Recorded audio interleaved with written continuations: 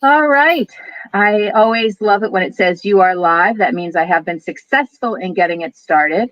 Um, I am excited, so excited for tonight's event. I want to welcome you all who are here joining us, and I hope you're ready for a fun evening that is filled with mysteries, drinks, ice cream, cats. I don't know about you, but that covers several of my favorite things. So just sit back, get ready, and enjoy yourself. All three of the wonderful authors who are joining us tonight have new books that were released today. So congratulations to all of you.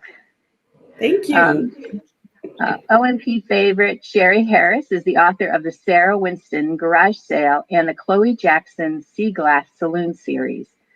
Today, she released book 2 in the Chloe Jackson series, A Time to Swill. Meri Allen released the first book in her new ice cream shop series, The Rocky Road to Ruin. And of course, I immediately love that title because Rocky Road happens to be one of my favorite ice cream flavors. Great. And Cate Conte released the 5th book in her Cat Cafe series, Claws for Alarm. Local favorite Sherry Harris is an Agatha Award author and past president of Sisters in Crime, is a member of the Chesapeake and New England chapters of Sisters in Crime, and is part of Mystery Writers of America. It's no surprise when you look at the titles of her books to find out that Sherry loves books, beaches, bars, garage sales, and Westies, not necessarily in that order. And she is also a patent-holding inventor. A native New Englander, Meri Allen is the author of the Ice Cream Shop Mystery Series. Her debut, The Rocky Road to Ruin, which was released today, made Book Right's 2021 list of the 7 best new murder mysteries to add to your TBR pile. So if you didn't already have it on your TBR pile, one of our favorite recommenders, Book Right, suggests you add it. Like her main character, Riley Rhodes, Meri is a librarian, but not for the CIA. Writing as Sherry Randall, she is the author of the Lobster Shack Mystery Series. In her first book in that series, Curses Boiled Again, won an Agatha Award for Best First Novel. She served as the library liaison of Sisters in Crime National as a member of the Chesapeake and New England chapters. Cate Conte writes the Cat Cafe Mysteries and the new Full Moon Mysteries, which feature newbie witch Violet Mooney. As Liz Mongravo, she writes the Positively Organic Mysteries, the first of which was an Agatha Award nominee for Best First Novel. Cate serves on the Sisters in Crime New England board and is a member of the Sisters in Crime Mystery Writers of America and the Cat Writers Association, which I did not even know there was one, so we're all learning stuff tonight. She currently lives in Connecticut with her cats and her dogs. Who you'll probably hear tonight. I know that. Hey, I think that's wonderful. So I just want to let everyone know who's watching. If you want to make any comments or questions, we have the chat box on the side. Feel free to put any questions in there. And if at the end of the talk, I'll jump back in and we'll go through the questions and just sit back, get ready to enjoy listening to these 3 wonderful authors, and join me in welcoming Sherry, Meri, and Cate. Thanks, Eileen, and thanks for coming tonight. We're just so excited to be here, and it's really thrilling to me to be able to share my book release day with Meri and Cate because they're both longtime friends. So that just makes the day even more special. I wanted to ask you guys how you came up with your series idea. Cate, do you want to go first? Sure. Thanks. And I'm so happy for you and your release today, too, both of you. So excited to be here. So the Cat Cafe Mysteries came about when I was writing the Positively Organic series. So I had started writing that back in 2012 or 2013. And, it featured a lot of animals. And, at the time, there were a lot of cozies with cats that were out there. And so a different publisher had contacted my agent and asked if he knew anybody who might be willing to write a cat mystery. And so he thought of me. I wonder why. The crazy cat lady herself. And so we worked up a proposal, and it kind of evolved into being a cat cafe. It didn't actually start out as a cat cafe. It started out as more of a general cat mystery on an island, and it just kind of evolved into a cat cafe, which seems at the time seemed a little bit interesting for that to be in an island setting, but it actually works really well. So I sort of made it as the island's rescue opportunity, since all the rescues had moved out of town. So it's been a nice way to get the rescue aspect back into the books as well. That's great. Yeah, that is so cool. I just love how that evolved, and you got to include your furry friends, because I know you love to do that. Fun. The ice cream shop. Okay, so my first series was set in a lobster shack, and I remember when I was working on that series, my editor always said that she wanted to have a series set in an ice cream shop. So, I'm just the luckiest person in the world doing lobster rolls and then ice cream. It's a really good meal.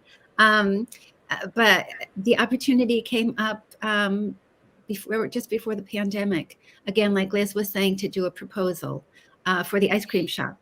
And I thought this was just going to be so much fun. So, of course, I went out and did lots of research, including buying an ice cream maker, the freezer, which has been a lot of fun to play with.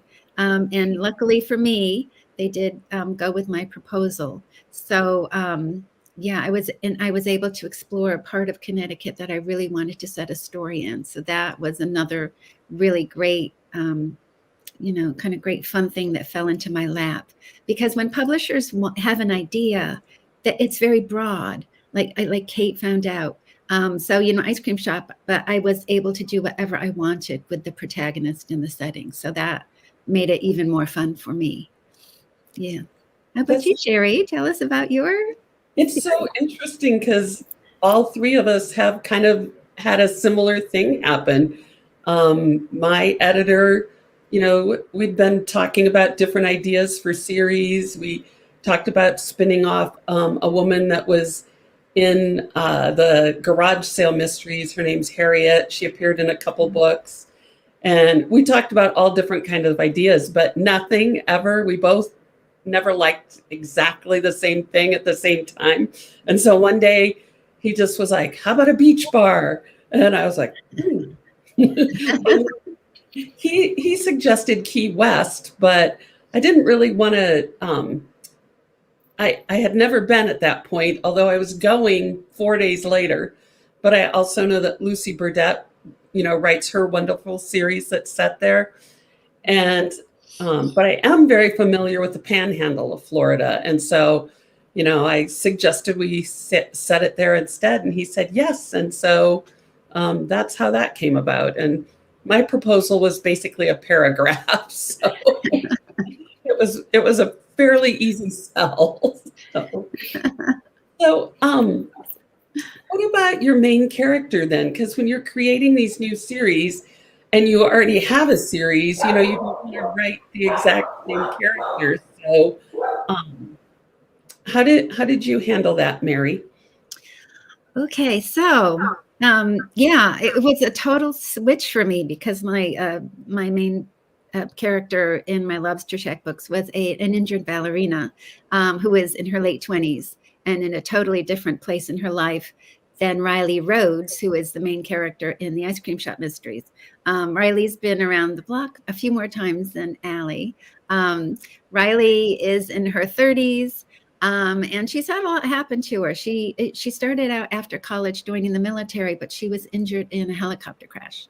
And during her rehabilitation after she was medically discharged, she goes back to her love of running as part of her rehab. And she also turns to her love of books and decides to become a librarian. And she finds a job with the CIA. And it's really interesting. I've met a librarian from the CIA, and Sherry, I think you remember that. We were at a conference. Yeah, just like your character sometimes walks into your life. It's really fun. So Riley, because of this background, and she also travels a lot. She has a food blog called Road Food, The people at the CIA kind of looked at her and said, she has this military background and she travels. She might be interested in doing a few kind of undercover assignments, which she does until one goes really spectacularly wrong. And she ends up going back home to her quiet hometown of Penniman, Connecticut to lick her wounds. And thus the story begins. She finds her friend needs some help running an ice cream shop. And so that's where she turns her energies. But she's still a kind of person who's very curious. So, as these things happen, murder ensues and goes from there. Yeah. So I had a lot of fun with that. That was, yeah. How about you, Kate? That's very cool. So when I started the Positively Organic series, my character, Stan, she was a lot different, as well as from Maddie James, who's my main character in the Cat Cafe series. So Stan was more of she was a woman who had worked in corporate and had been job eliminated. That was kind of her identity. It was really hard for her to shake that off. She was a lot less confident, I think, than Maddie is. And she was more, she felt like she needed the security of that world. And it took a lot for her to kind of pick up and start a new life. Maddie, on the other hand, never wanted to work for anybody else. She, after college, kind of moved out to the West Coast and opened up a juice bar and has been sort of doing her own thing this whole time. And so when she ended up coming home to Daybreak Harbor, which is my fictional town, she never intended to stay there, but she had come back for her grandmother's funeral, and her grandfather was having some trouble. And then, of course, someone got murdered. And so throughout the first book, she was kind of dealing with all of these problems, and it resulted in her just deciding to stay put on the island and opening up a cat cafe, which was something that came about because of all the mayhem that occurred in the first book. And then she found a stray cat at her grandmother's grave and adopted him, and it all just went from there. That's great. That's great. My story with Chloe, I wanted to make her as different as possible from Sarah. And Sarah, was 38 at the beginning of the series, and she was newly divorced and had really never had a career because she was a military wife. And so Chloe's 28, and she's a children's librarian in Chicago, and she loves it, and she's very happy. And I have to say that Meri Allen, sorry. I'll get this down, I promise. Her other personality. Yeah. Meri was a children's librarian. And so whenever I have a question about what a children's librarian would do, I write Sherry an email titled, "What would Sherry do?" It's so much fun. Yeah, she's been very helpful. And so to get her from Chicago to this small town in the panhandle of Florida, I have her make a promise to a friend that while he's in Afghanistan with the National Guard, if anything bad happens to him, that she'll go help his grandmother at this bar. And he does indeed die. And she goes down to Florida, assuming she's going to find this little old lady that's in desperate need of help, but instead finds a strong Southern woman, Vivi, that doesn't really want her there. So that is how I kicked off the series. And Chloe's a runner, which I am not. Although I do envy her runs on the beach. She likes to get up early in the morning, which also I do not. So, she's characters come from, right? Exactly. Speaking of that, how did you pick your protagonist's name? I always think it's so interesting. I know for me, some names come really fast and really easy, and then other names are very difficult. So, Kate, how did you? Yeah, Maddie just kind of came to me. I mean, I don't even know I don't even remember it, like even thinking about it. It sort of was her personality. But when I was naming my other character, Stan, her real name is Kristen. And in the books, she, used the nickname because her mother hated it.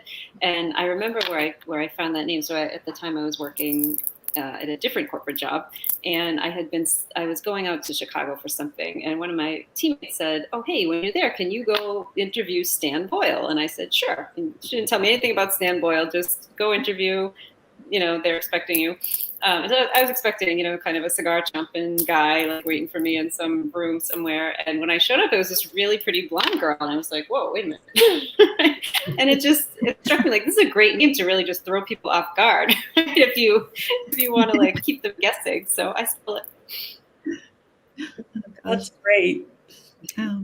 Before I answer, Sherry, I have to say you have some of the funniest lines in your book with Chloe. You said something about how the skills of managing of a children's librarian managing a group of 2-year-olds is very similar to the skills you need managing drunks in a bar.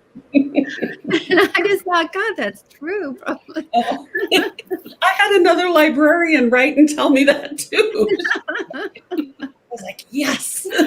Oh, that is just... Yes, and then I feel sorry. She's really funny. Like she's really funny in all of her books. I mean, I'm always laughing through her books. So that just made me chuckle. You just hit it on the head. Oh, gosh, Riley Rhodes, her name. It just like Kate, sometimes the name comes to you. Like at first when I was toying with this, I was going to name her Grace, and then it just didn't sit right. I don't know why, because I love the name Grace. I just think it's a beautiful name.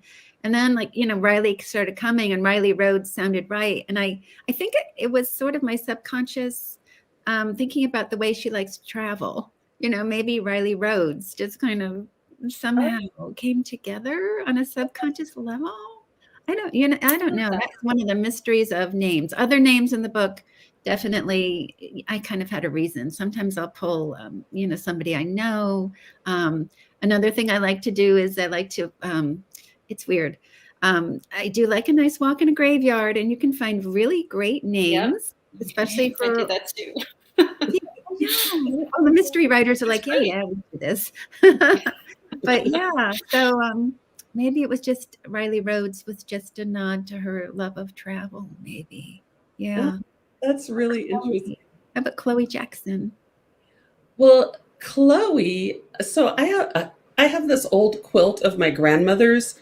She and her friends made it in the 30s, and they each did a block and embroidered their names on it, and then put them all together. And so I had it out looking at it, and Chloe just stood out to me. And like you said with Riley Rhodes, it just felt right. And so that's how I picked that name.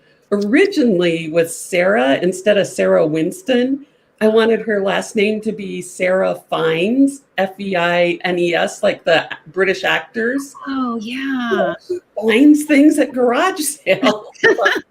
My editor hated it. So, I can never say his name. I'm glad you didn't go in that direction. So I had to change it. But I have a terrible time with names. And Barb Goffman is here watching. And I sent a manuscript to her once to edit for me. And like half the people's name was like blank. And she's right. And she said, wow, that blank family is really big. She's hilarious. She is. So I finally found them other names than blank, but someday I may have somebody with a last name of blank just for a little funny joke to me. Not to Barb.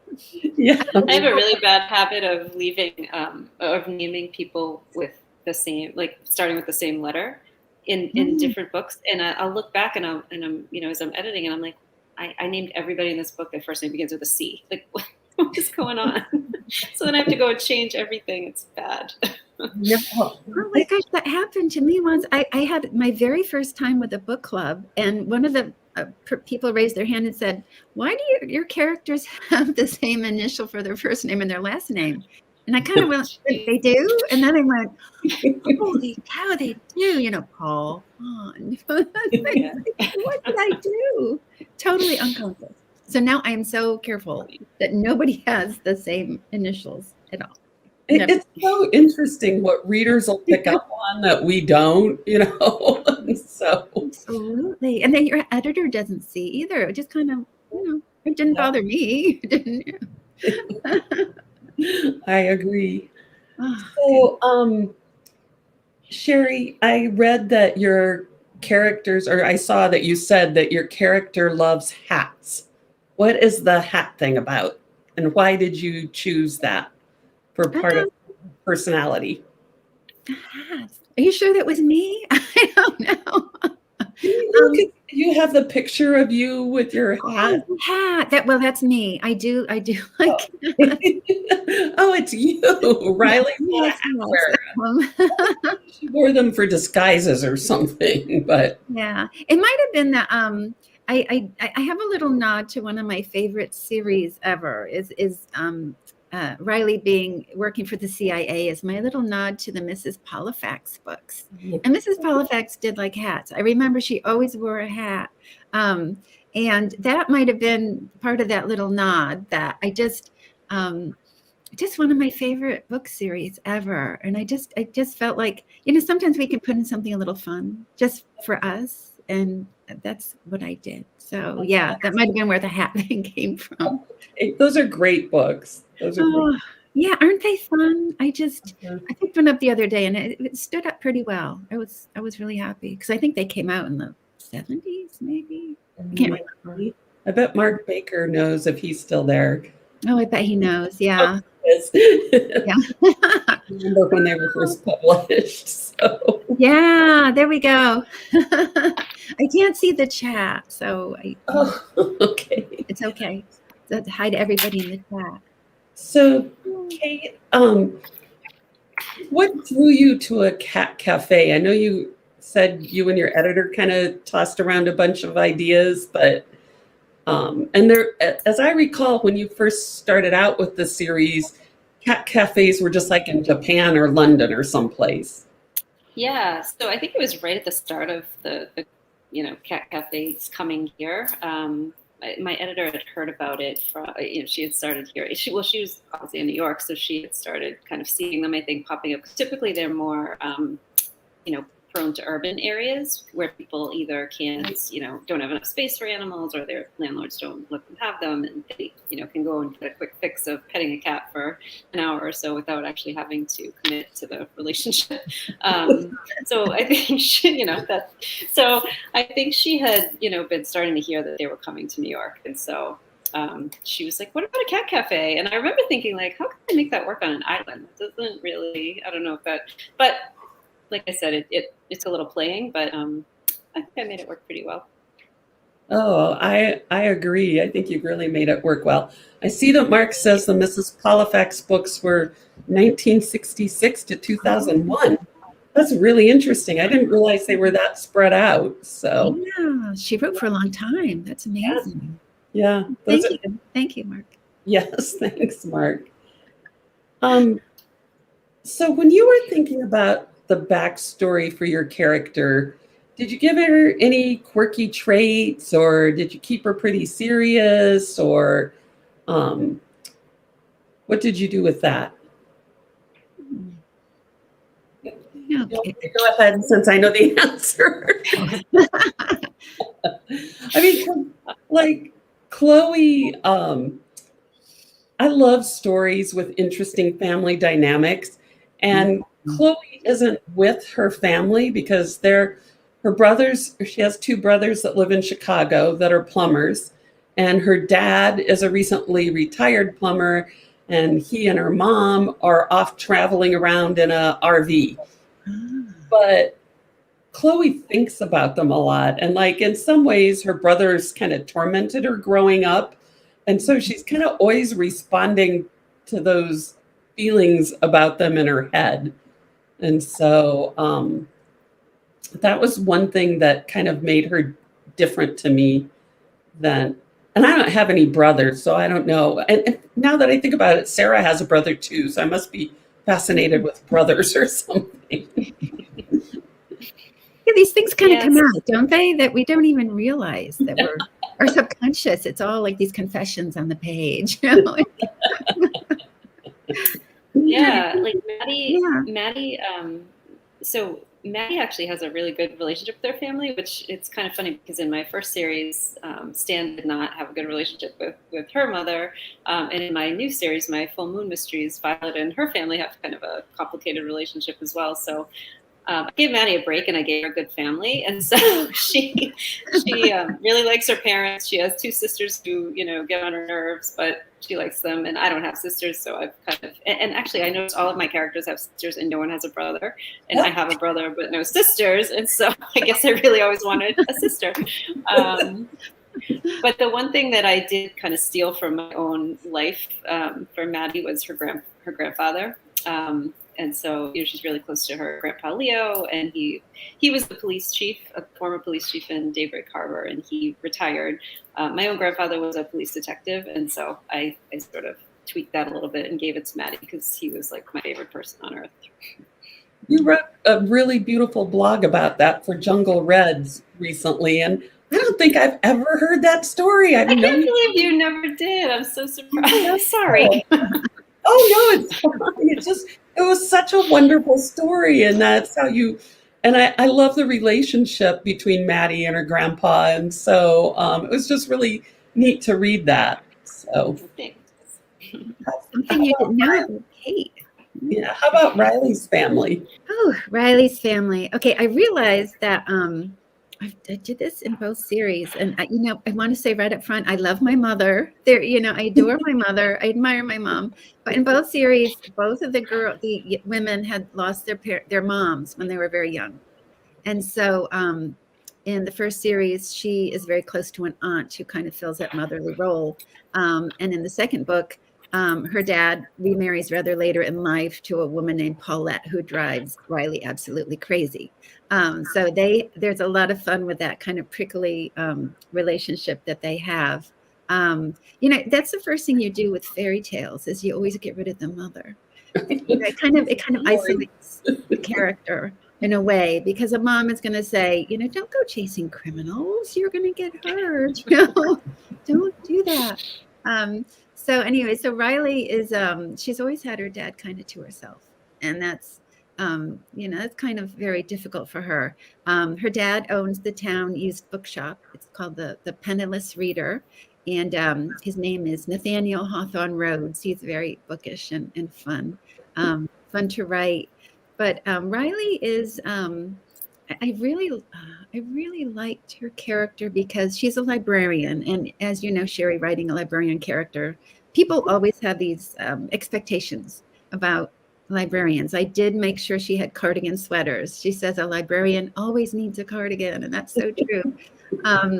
But that is a very useful thing because people look at her and they have these preconceived notions. There she is running an ice cream shop, and so people have this notion that she's really not someone who's interested in solving this murder that's happened right there on the farm. And she's a very cool thinker in some ways. I think the military helped her with that. And that's kind of fun to write, this person that can really look like one thing but be another thing. And again, maybe a little nod to Mrs. Polifax. She was a senior citizen who had her little secret missions, and I just think that's a lot of fun to play with a character. That is. Also, if anybody in the audience has a question for us, you can put it in the comments and we can see it and answer your questions.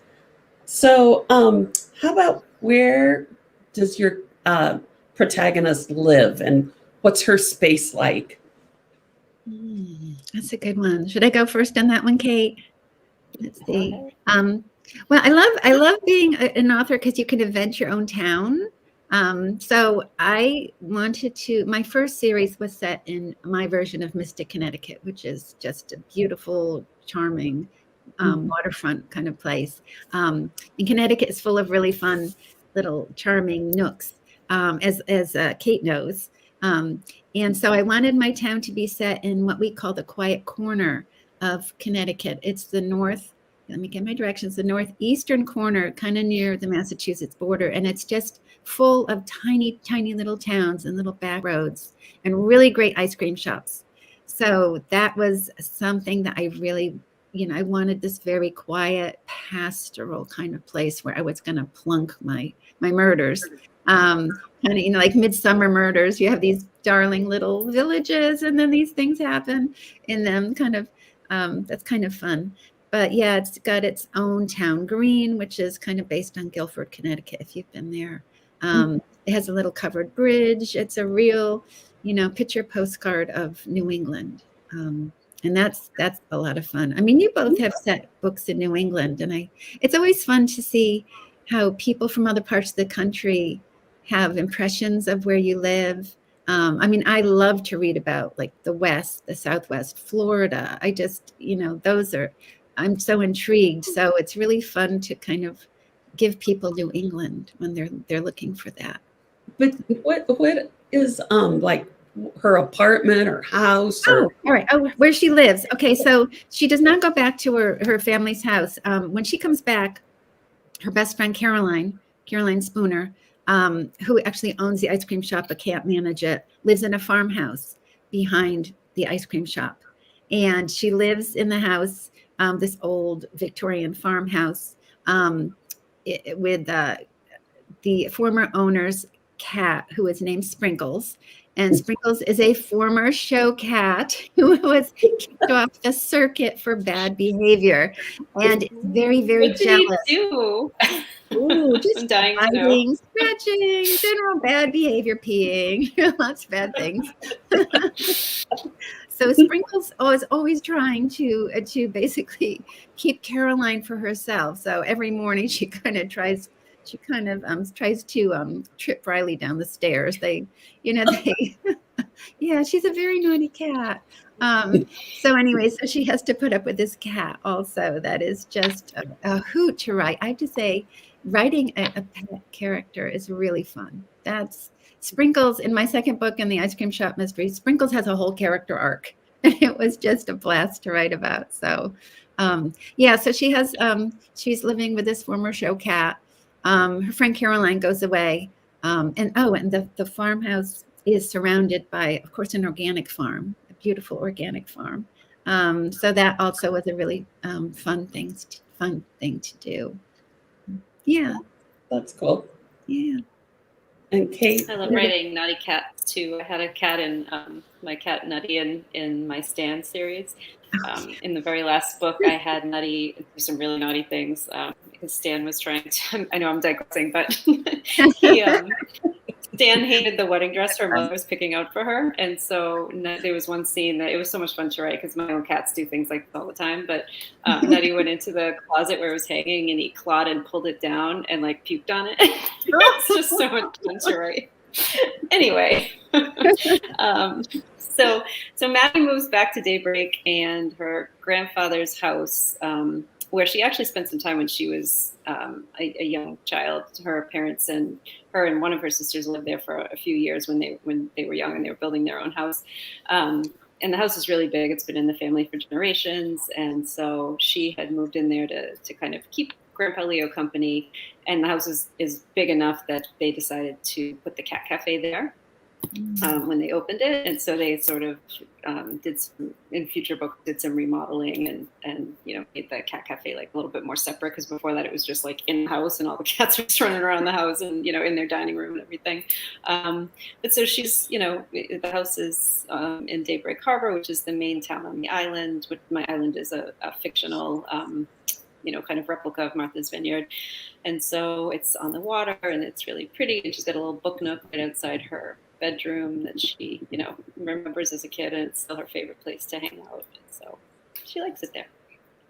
I know. Both those houses just sound so wonderful and like someplace anybody would want to live, except for the Sprinkles tripping you down the stairs. Where does Chloe live?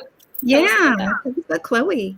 So Chloe lives in this little 2-bedroom cottage, and when I was researching for the book, a friend of mine and I were driving all around the area. We'd look at houses and cars and bars. It was tough, but there's Research is tough. there's, yeah, there's these old cement block houses that sadly, most of them are getting torn down and something new and modern being built on them, but they've been there forever. They're so sturdy, withstanding hurricanes. And so I put her in this 2-bedroom, 2-bathroom cement block house that has windows all across on top of a dune, windows all across that she can see out to the Gulf of Mexico, and a big screened in porch, because someday I want a screened in porch. Definitely. House attached. Yeah. So Chloe got that. Lucky Chloe. Oh my gosh, it's like $1 million listing. That's great. How about do your protagonists have a love interest? Before we answer, do you have a pet in your book? Does Chloe have a pet? She doesn't, but in a Time to Swill, she so it opens with her seeing this abandoned ship or sailboat up on a sandbar, and she thinks she hears a baby cry. And so she calls 911 to report this ship or sailboat, and then she goes out because she can't stand the thought of this little baby being on this boat by itself, apparently, because she's calling for people and nobody's answering. And she climbs on board, and it's actually a cat that was crying instead of a baby. And so, and because they have this adventure when they get swept out to sea, and the cat is black with long white stockings, she calls her Pippi Long Stockings. Oh, I love it. Perfect. Perfect name. Oh, thank you. But when she gets back to the bar with the cat, Vivi falls in love with it. And so she lets Vivi take care of the cat. And she visits because nobody else claimed the cat. So that's so sweet. Perfect. Yeah. I've only had one cat, I think. And so I should give her a dog because that I know about. Okay, so love interests. Ooh, love interests. Do you want to go first, Cate? Do you have one? Sure, yeah. So Maddie, when she comes back to the island, she wasn't really thinking about that. She had been, in a string of bad relationships out in California, so she was just not really thinking about it. But her high school boyfriend, kind of tries to rekindle the flame, and she's not really interested. And then she meets the very handsome dog groomer who just opened up a dog grooming shop on the island, and so they kind of start seeing each other, and that goes back and forth for a few books. In this book, I'm trying to remember. I think, they.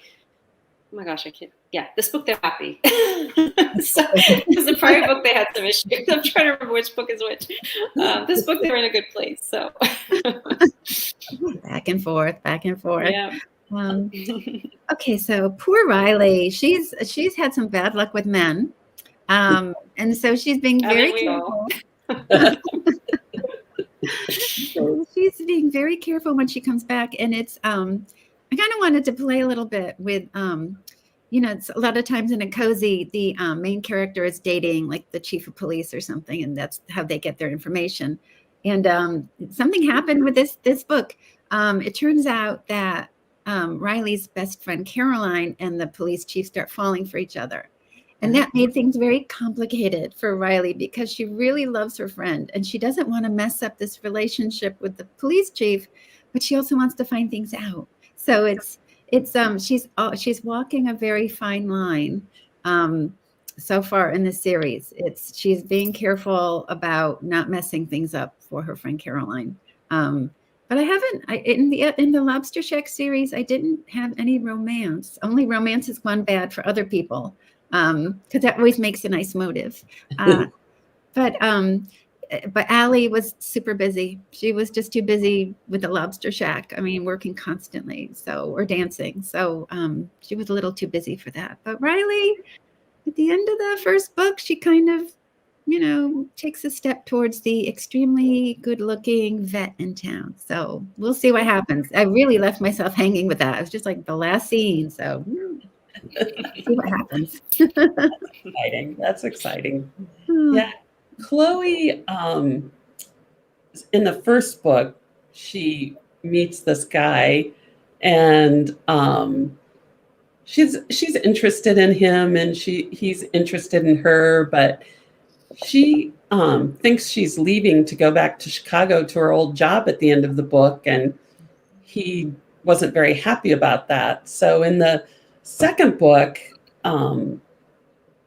he's been gone for 3.5 months, out sailing on his boat or yachting or whatever it is. And so they really haven't seen each other very much. But now he's back in town and she's there to stay. And they kind of take baby steps, but then things happen and there's trust issues. So it's going very slowly. And one of the reasons it's going slowly is I remember something that Barb Ross said about her main Clambake series, is that she kind of thought maybe she rushed things too much with the relationship. And so that always stuck with me. So it's going very slow. I'm taking notes. That's good advice. Go slow. Good advice. So Barb Goffman asked, who is our favorite supporting character in your series and why? Not Sprinkles. No. I like Sprinkles. Sprinkles actually is the star, I have to say. Wow, supporting characters. So Why?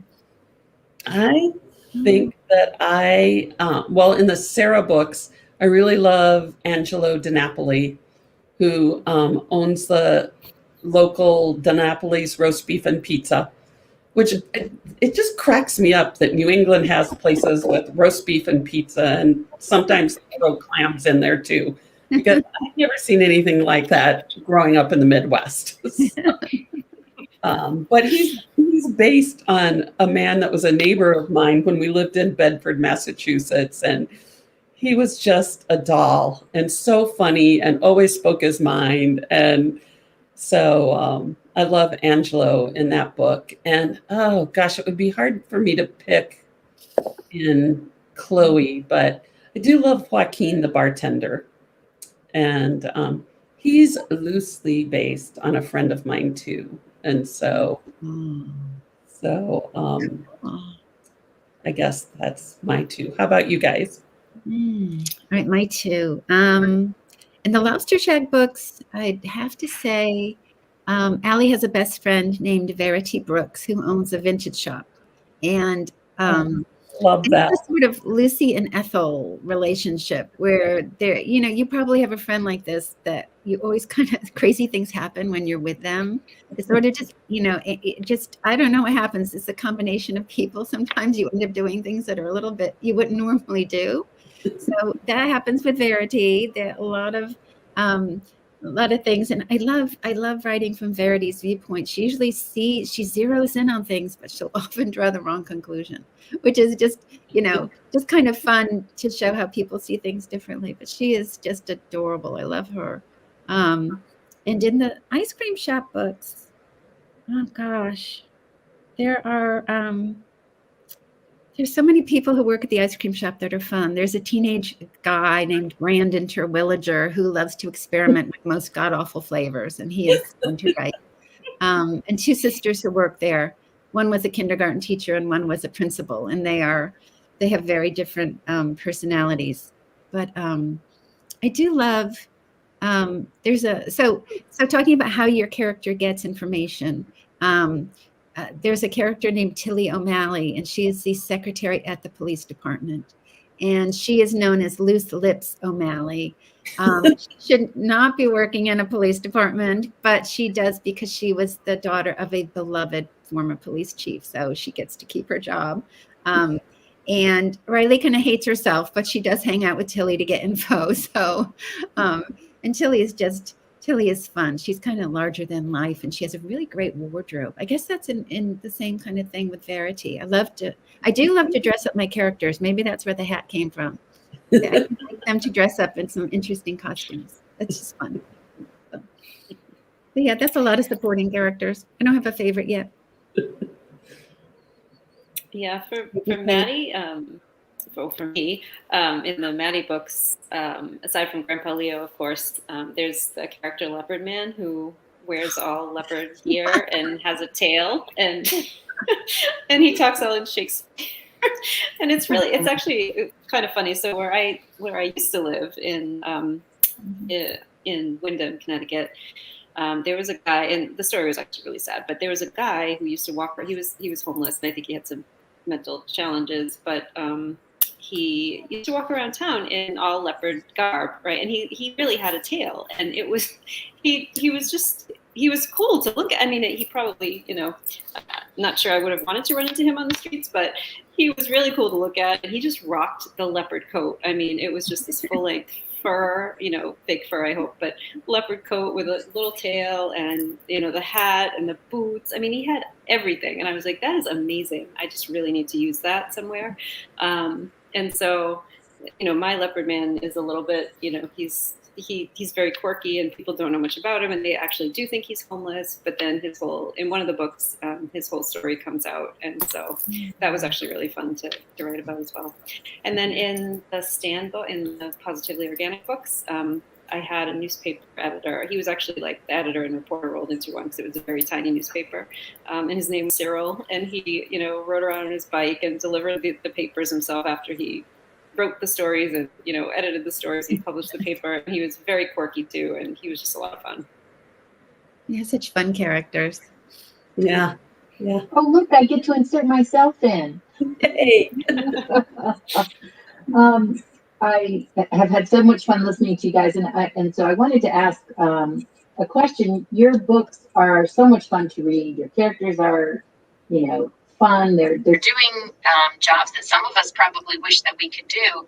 And I was wondering, are you living vicariously a little bit through your characters, and your books that you're writing? Do you ever think that you might like to own like an ice cream shop or a cat cafe, but maybe aren't in the position to do that? But do you see that as a way to try out some careers and places that you might like to live that otherwise you might not have a chance to explore?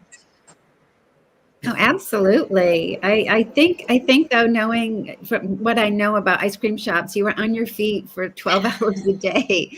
And I think it'd be so much fun coming up with all these really cool flavors. That part is so fun, but it would also be really hard work. That would, but yeah, same thing with the Lobster Shack. But boy, the research for both was absolutely fantastic. Yeah. I mean, a cat cafe would be cool, but I think I would really love to be Violet Mooney and be a witch and be able to just, disappear and reappear whenever I wanted, and, conjure up anything I wanted in front of me. That would be my choice. Cool. Isn't it true, Liz, in your cat cafe book, or no, in your witch books, that they can't eat chocolate or something because it makes it hard for them to yeah. So witch stuff? So Jessie, our fellow Jessica Ellicott, our fellow Wicked blog mate and friend, she is so amazing at plotting, and so she and I usually have a plotting session when I'm starting a new book. And so we were talking about the first witch book, and she comes up with these amazing ideas just off the top of her head, and she's like, you should make it so they can't eat chocolate because it kills their powers. And I was like, where did you even think of that? But that's amazing. So now Violet can't have her favorite chocolates, and every time her mother sees her with the chocolates, she makes them vanish, and she can't get them back. It's really funny. I love that so much. Would you still want to be a witch if you couldn't eat chocolate? That's what I was thinking. I wouldn't have to work out so much, maybe, right? so maybe. Now, Sherry, I know you like to go to garage sales. How about running a bar?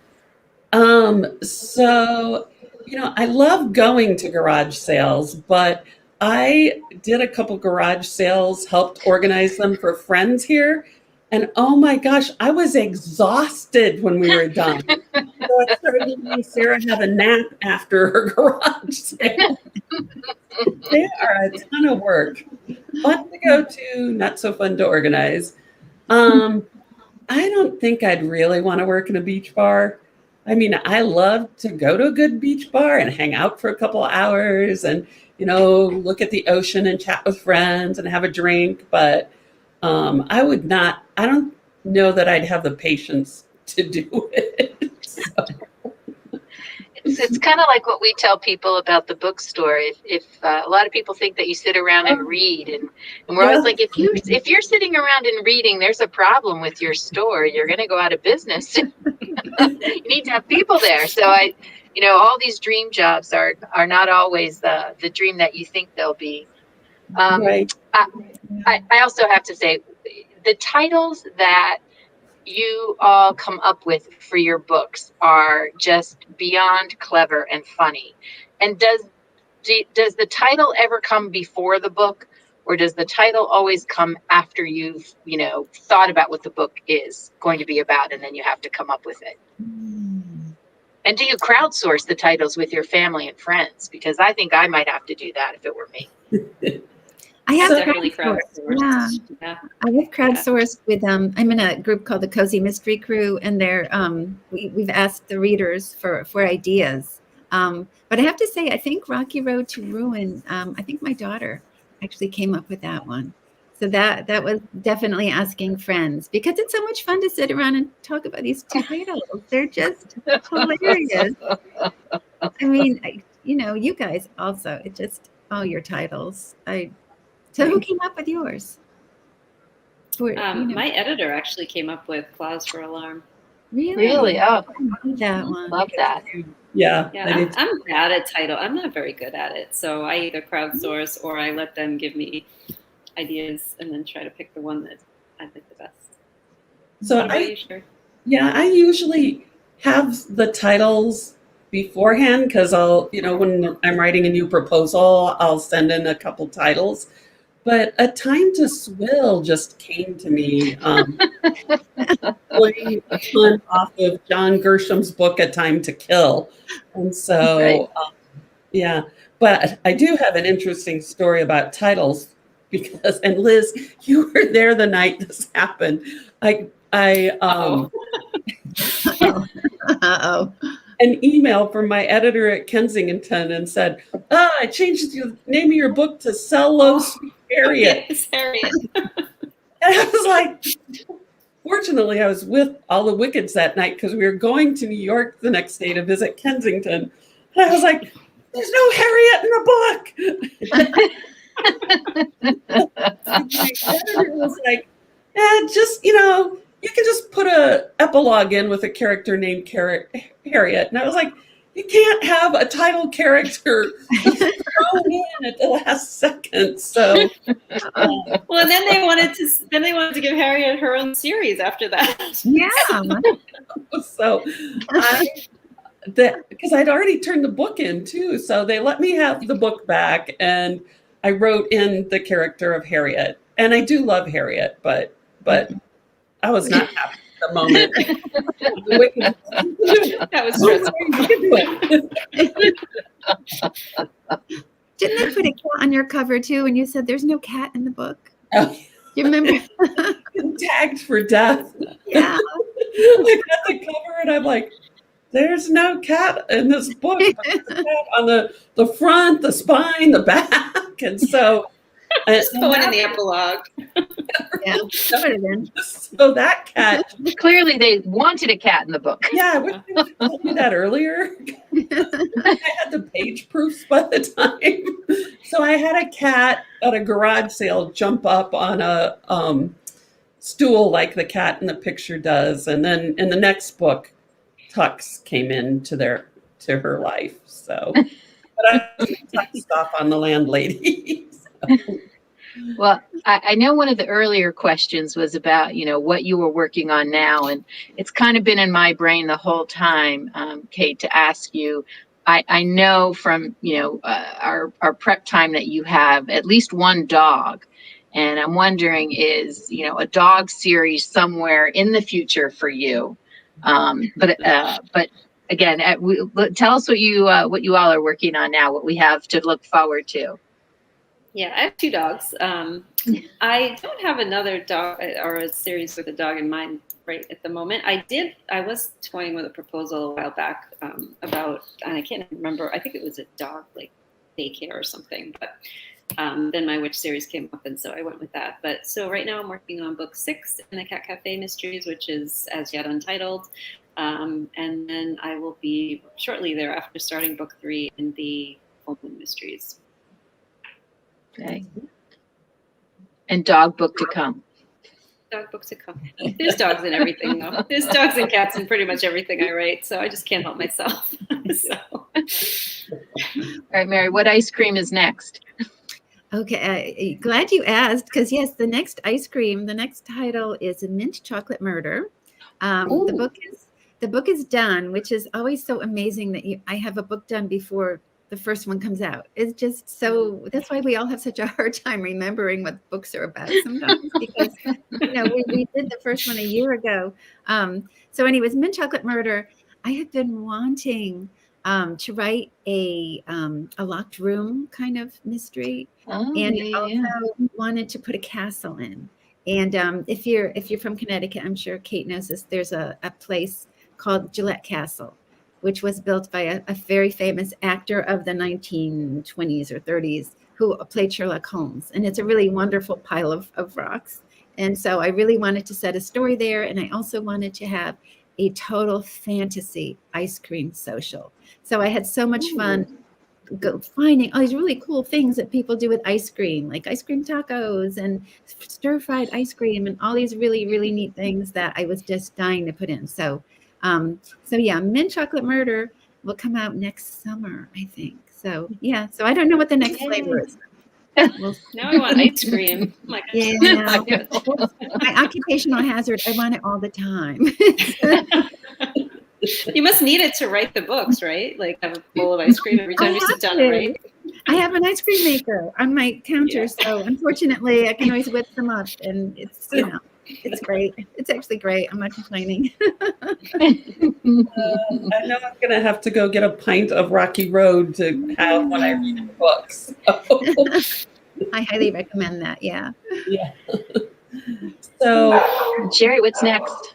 I have turned in the 3rd Chloe book, which is called 3 Shots to the Wind, which my editor came up with.